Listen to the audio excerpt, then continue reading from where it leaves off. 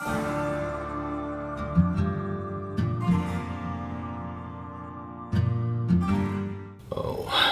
hello. I happen to love three things.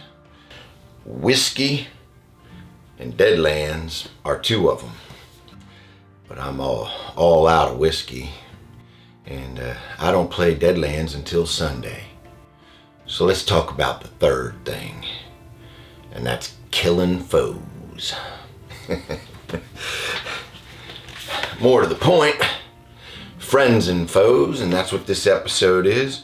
We are going to talk about the friends and foes that are in the Deadlands book. There's a lot of them. So let's get started. Okay, so friends and foes in the Blood Drive setting. First thing, if you're a player in this setting and not a marshal, you probably shouldn't be watching this because there's going to be a lot of spoilers in here. So I recommend that you check out my video made for players, and yeah, don't listen in on this one. The easiest way to tackle this is I'm just going to go through the Friends and Foes chapter, which is chapter 10 in the Blood Drive setting book. But one caveat that I wanted to say is while there's a lot of friends and foes listed in this chapter, it does not have all of them. As a matter of fact, I would say it really doesn't even have half of them, because these are like the major friends and foes, and then there's a ton of other stuff. So I am going to also flip through other chapters real quickly and point out some of the other extras, if you will, NPCs that are in the game. But for starters, so what we've got is there's a section called Rascals, and that'll just be your typical extra, right? These are human extras. And we start out with a cowboy. The cowboy is very straightforward. Life in the saddle is hard, long hours, extreme heat and cold, hazardous work. Huge unpredictable animals make a cowboy's life a harsh one. You guys understand the idea of a cowboy and how to role play them. So as a marshal, you just want to make sure that you think of things like cowboys, for the most part, were uneducated. So they're going to say incomplete sentences. You don't necessarily have to come up with the inflections and the accent or something like that, if you will. But you definitely want to make them come across as not necessarily slow, because these are bright people, but uneducated. And they'll use slang and things like that in their talk. Yeah, so that's cowboy. Then we've got a section here for the lazy ass crew. Now this one's very important. You're going to want to make sure that you understand and are familiar with all of these extras. It starts with Luke Canton. Luke is a 28-year-old man of African descent. His parents escaped slavery in Mississippi when he was young, then fled west. He grew up on the prairie, roping and riding and working ranches, and managed to stay out of the Civil War and the Great Rail War. He's seen some trouble and doesn't back down from a fight, but he's a good man and thus far managed never to fire his weapon at another person. Now I think that's something really important to consider when you're playing this extra. He has two hindrances: a code of honor, and he's a pacifist. So you want to remember that, because these guys are going to run into a lot of issues, and there's going to be a lot of opportunity for, shall we say, fighting. But Luke is a pacifist. Now that's a minor hindrance, but it definitely should be taken into account. Abigail Abby Morton. Abby is the youngest of Sutton's crew, barely 18 years old. She's Sutter's niece, and moved out west to live with her uncle after her parents died in a cholera outbreak less than a year ago. Not having much experience with raising young women, Sutter has been treating her more or less like a slightly favored ranch hand, although he's quite fond of her. The young woman is trying hard to adapt to her new life, and as a result often asks about 3 questions too many on any given subject. She's likely to latch on to a hero who seems competent, or even just confident, as a surrogate for her parents, although she never admits it. And this is a good point. You know, this is somebody who is impressionable. Her edge is attractive, depending on if you guys include, romance or things like that, this is a really important extra, because obviously getting romantic with the head, Bill Sutter, with his niece, could promote all kinds of problems for the posse. So you definitely want to think about that. She is likely to latch on to heroes, so you want to definitely role play that. Next is Javier Ortega. Now, I actually pulled Javier from my game because one of my players wanted the backstory was that she was a cook, and she wanted to come on to this group as a cook, and Javier is the cook for this group. So instead of kind of making it so that they had two cooks or something like that, I just pulled Javier back and made it so that he wasn't going with the group during this trip. Javier was once a proud member of the elite, oh boy, Tulancingo Courier series. You guys can read that one on your own on the book. I will not be repeating that to my players. A heavy cavalry unit in the Mexican army. Javier despises Santa Anna for consorting with dark powers, and after he was given an illegal order to kill prisoners, he fled north. He's been with Bill Sutter about 2 years and is an excellent cook who can whip up tasty grub with only a few sparse ingredients. So if you are using him, you definitely want to think about the fact that he has a hindrance of being wanted by the Mexican army. That's pretty interesting. It could definitely provide some fun role-playing throughout this adventure. Bill Sutter. Bill is tough as the land where he makes his home. He served in the Kansas militia during the Civil War, trying to keep the peace between various bands of border raiders that plagued the state. He still walks with a limp from a raider's ball that he caught in his lower leg. After that, he moved out west, trading with the Comanches at times and warring with them at others. He's tough but fair and open-minded toward the changing nature of the world. Just remember that this is a really mature gentleman who, like they say, is also very tough. He's going to be level-headed, but at the same time, he's not going to put up with much doo-doo. The lazy-ass cowboys. So they've got a section here that says, and by the way, they say, even though they're called cowboys, Sutter welcomes women as easily as men. He just wants to make sure that a hand can do the job. These cowboys, they say, are essentially the cowboys that we talked about earlier, but there's two differences.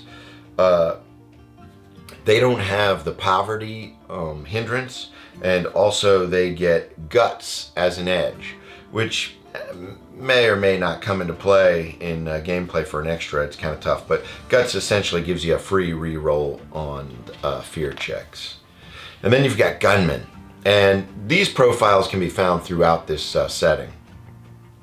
Basically, any desperado that the posse runs into. An important one here is Gunman Veteran, which is a wild card extra. They stand out from the herd of gunmen, and that's because they've got some additional skills. Their attributes are higher, and then they've got edges that can help them as gunmen, and they're pretty nasty when you look at them as a whole. The next one that we've got is Barnabas Morley. He's a wild card. Morley is Logan's ace in the hole. We'll be talking about Logan in a minute. That's Randolph Logan. But Morley is Logan's inventor. He's turned his focus to biological matters. The mad scientist promises the ranchers he can boost his stock's survivability, and has delivered in a sense. Morley is committed to following his theories to their absolute conclusion and utterly amoral in accomplishing his goals. Oddly, his scientific focus has led to a near mania regarding personal contact with biological contaminants. So Morley's in his late 40s, surprisingly fit. He's got a religious regimen of taking vitamins, exercising, and exotic chemical additives. His severe appearance is accented by his closely shaved head due to an obsession about head lice, and a cloth breathing mask that he's never without, which is kind of interesting because considering our times and dealing with COVID and stuff, he'd fit right in today. But back then, he would definitely look like an oddball. So you want to think about things like that, you know. He's a germaphobe, and that's a good thing to role play in here. Indian warrior. These Sioux warriors practice the old ways. And this is another one where it's just generic, because you guys are going to run into all kinds of Native Americans. And you've got Indian warrior here just to cover that. Also, you've got Indian warrior veteran. Anytime that you've got a group of warriors, they're going to be led by this war leader. And like I say, throughout the book, there's all kinds of opportunities where you'll run into that, not to mention encounters on the encounter table that you can roll on. Jay Goodman, a former Pinkerton agent. Goodman does field work for Empire Rail. He's a master of disguise and infiltration, a true gray man. He is utterly nondescript and unimposing, which allows him to ease into virtually any role necessary. He's both highly intelligent and a trained observer. When on a mission, he works hard to avoid physical confrontation, but if push comes to shove, Goodman is quite handy in a fight. And you can see he's a wild card extra again. Most of these guys are that are listed in here. But he's definitely got some streetwise, level-headed things that are going to help him in nasty situations. Jurgen Emmerich. Emmerich is a veteran enforcer for Wasatch and a fairly capable inventor in his own right. One thing he isn't is a people person. He's as bad-tempered as a wet polecat, which might make him well suited for the battlefield, but not so much for public relations. He favors a weapon of his own creation, a pistol-like device attached to a backpack. The backpack stores up electrical energy, which the gun can deliver in a variety of forms: single shot, short arc, or a ball of St. Elmo's fire-like energy that erupts at a preset distance. That's pretty cool. I mean, this is a mad scientist, obviously, who, when you run into him, there's all kinds of things up his sleeve, too. And you just want to remember when you're role-playing these guys, I like to think of Dr. Emmett Brown for my mad scientist, especially because, you know, in Back to the Future, I think it was 3, they did go back to the Wild West. So you can easily kind of incorporate some of that feel by getting I like to pull things for extras and stuff out of movies. It's a lot of fun. Lee Zin, a talented martial artist, another wild card extra. He's worked his way slowly up the ranks to the position he holds today, and he's entrusted with handling the building of the Dirtwater Spur and has every intention of completing it. While his personal ethics are sometimes at odds with those of the Iron Dragon, he nonetheless takes his responsibility very seriously. So, another great extra that's going to be a lot of fun to role play. Randolph Logan. Now, this guy we're going to see a lot of, and like Sutter, Logan was formerly an officer in the Civil War. He served his time in the Union Army, but he learned all the wrong lessons from his stint. Logan is domineering and so used to getting his way, he believes it's the only way. He rides his men harder than he ever rode a horse. And the only fact that he pays so well allows him to keep even the most desperate of hands in his employ. Randolph Logan is a mean, stubborn, vengeful. Those are his hindrances. So you definitely have fun role-playing him. Again, we've got Soldier and Soldier Veteran, which is a more advanced version of Soldier, and then Soldier Officer, which is the wild card version. They're trained at the military academy, and these are going to be throughout the story, but there is one in particular where you've got a group of soldiers that the posse's going to run into. Now, here's a really important one. Tasari, and then it breaks it down into two things. You've got Tasari, which is the renegade Comanche shaman, and then later on he becomes, according to the setting book, even more dangerous after he becomes a pox walker. So he is a Comanche shaman, and he's been in and out of raids on settlements around Sutter's Flats.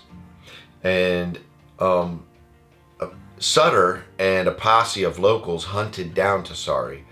During the war, he signed on with the Confederate Army in exchange for a pardon, but was drummed out in less than a year for killing several Union soldiers under a flag of truce. Recently, he's found a home with the Bayou Vermilion when the railroad was laying track through West Texas and New Mexico. In the railroad's employ, Tsari cruelty and viciousness has proven not a liability, but an asset. Although voodoo is more commonly practiced at Lacroix's magicians, Tsari's formidable mystical skills as a shaman are highly valued by the railroad. Although Sutter doesn't know it, he's the last surviving member of the posse that captured Tsari. The shaman intends to see he doesn't enjoy that status for much longer. So here's somebody who throughout the entire setting is going to come back repeatedly and just kind of be a thorn in your side. But definitely when he becomes more dangerous as a poxwalker, it's important to read the special abilities that he adds on. Obviously, undead, virulent breath, coup, which is a cure disease, spatter disease. This guy is nasty, man, and he's going to come back and he's just going to haunt these guys. And then he also has his war band. It's a group of young warriors from a variety of tribes and stuff, and we've got that broken down in here. You also have townsfolk, which is pretty simple. It's basically just tough pioneers. These are just a little bit tougher than your standard townsfolk, because out west you definitely had to toughen up. And along those lines, you also have the X Squad. Hellstrom Industries has its own force of hired guns, loaded for bear, with devices fresh off the assembly line. The setup below is typical, but X Squad are given whatever infernal device they need to fulfill their mission. And anytime you've got a group of 5 or more X Squad members, they're led by a wild card captain with the Mr. Fix-It edge. And these guys are gonna come up all throughout the story as well. All right, that's enough talking about the human extras. Let's move on to Varmints. Devil Eyes, not much to say here. It is really cool in part 1, which is the video that it will be coming up in the next video in our series. The players have a chance to break this crazy horse, and that's what Devil Eyes is. And then there's a standard riding horse here, right? And it just says next to his sidearm, few things are more important to a cowboy than his horse. They provide not only transportation, but companionship on long, lonely rides. Horses might also detect threats trying to bushwhack their riders. So that's just your standard. Devil Eyes is the crazier version of a riding horse that the players get the option of. Mad Cow. These are bigger, meaner, whole lot more carnivorous than the usual breed of cattle. These monsters are the result of Barnabas Morley's experimentations with infusion of El Diablo blood. Specifically the blood of a reanimated El Diablo. Hey, he's a mad scientist after all. Lots of room for role play here, lots of fun stuff for encounters that the players can have. And then you also got your Texas Longhorns. These are rangy and tough with horns that average around 6 feet from tip to tip. They're natural survivors capable of finding food, water, and even shelter in bad weather on their own. That's it for the varmints that are listed here. There's also some throughout the story. That's just your your standard fare in the Wild West, or Weird West as it were. And then we've got the creatures section. Automaton. This one's really cool, and this will come into play during the setting. But Hellstrom Industries builds these mechanical abominations in the city of Gloom and deploys them all over the Weird West to protect its various interests. They're roughly humanoid in shape, consisting of a large torso, housing a ghost rock boiler and piston-driven limbs, and a vented cylindrical head. One arm ends in a pincer-like claw, and the other terminates in a Gatling gun or flamethrower. These things seem like not only nasty to run into, but tons of fun for the marshal to play. They can't be reasoned with. They can't be bargained with. They don't feel pity or remorse. It's almost like a Weird West version of the Terminator. But anyway, definitely fun, and they show up in the setting. Clockwork Tarantula. These stand about 3 feet tall. They resemble enormous mechanical versions of their namesake. 8 gear-driven legs over a yard long. The idea is that this is like another kind of automaton or a mechanical robotic version of an arachnid. Pretty nasty and scary to run into, so lots of fun for your group.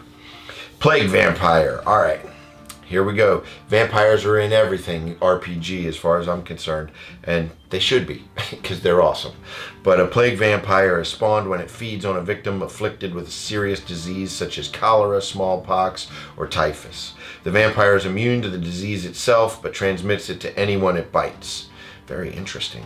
It also takes on a horrific appearance, bearing pus-filled sores or pockmarks on its pale, exposed skin.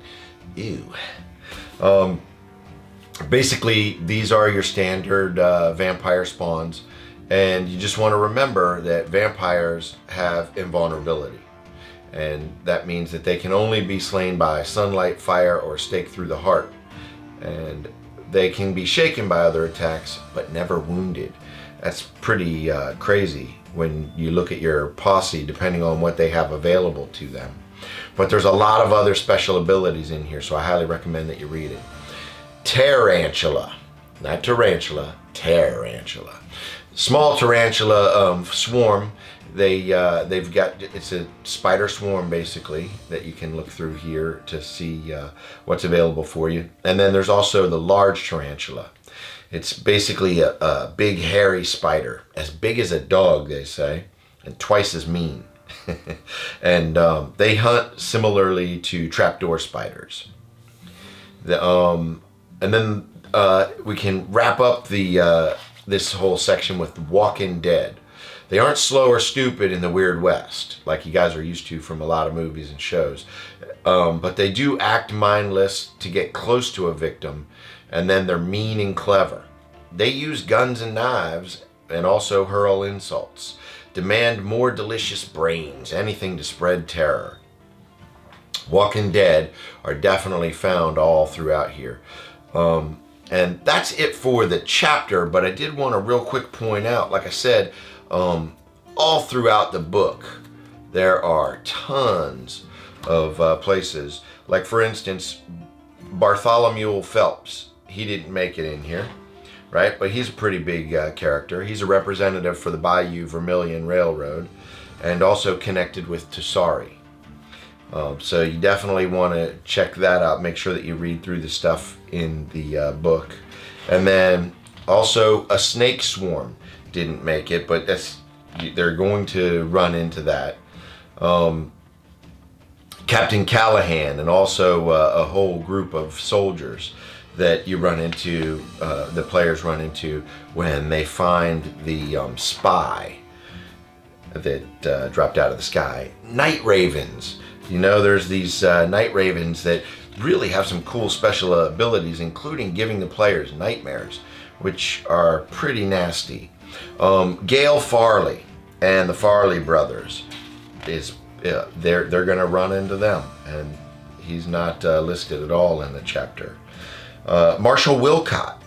Marshall Wilcott is somebody that the players will run into. And then you've also got potential allies and stuff in Constance Merritt and the Black River Enforces. Colonel Socrates Galt. Now this is a really cool one. I'm surprised that they didn't show up in the Friend and Foes, but who knows, you know, they're probably running out of space for that. But the Battle of Galt's Gulch is all based around this guy, Socrates Galt. But also he has a group of lieutenants, one per hero, and they're wild cards. So this is going to be a pretty nasty battle. And then how could we forget prairie ticks? These things are nasty and definitely something that the posse is going to run into. You can see more information about them in the Deadlands rulebook. Devil bats. These nocturnal predators hunt in flocks. These are pretty nasty. I would have liked to see them show up in the Friend and Foes. But anyway, they are here in the book because they will run into them at specific times. So they're listed with all of their stat block. And then who else do we have? Oh, a glom. A glom is short for conglomeration. This is a group of corpses that are joined together into a horrifying mass. That's pretty nasty. And the players are going to run into it, of course. And then we've got the infamous Rory Tate.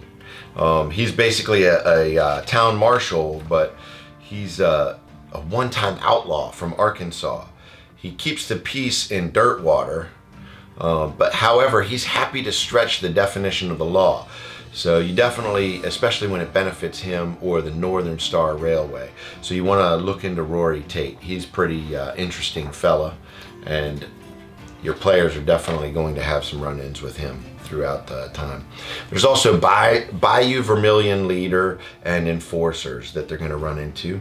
And not to mention Weird Wolves, which are these nasty wolves.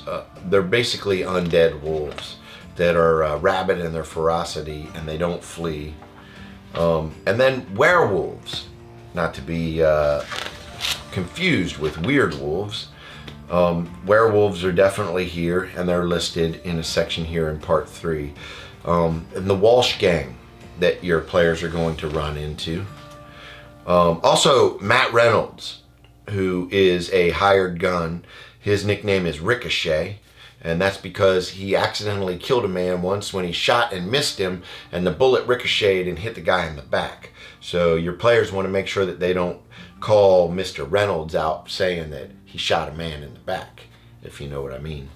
And then obviously the whole key to the story at the end here, the final battle, the big boss, is the undead Diablo, El Diablo, which is that he's basically a huge bull, a brawny bull covered in a scaly hide. Decay has started to creep in through, hinting at its undead state, and a small electrical box is implanted between its horns.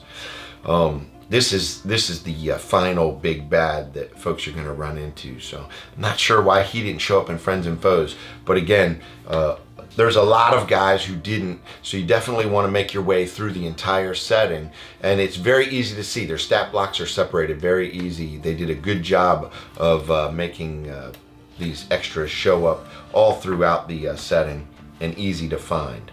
But you definitely want to familiarize yourself with all of these different extras and stuff that's available for your gameplay in the Blood Drive setting.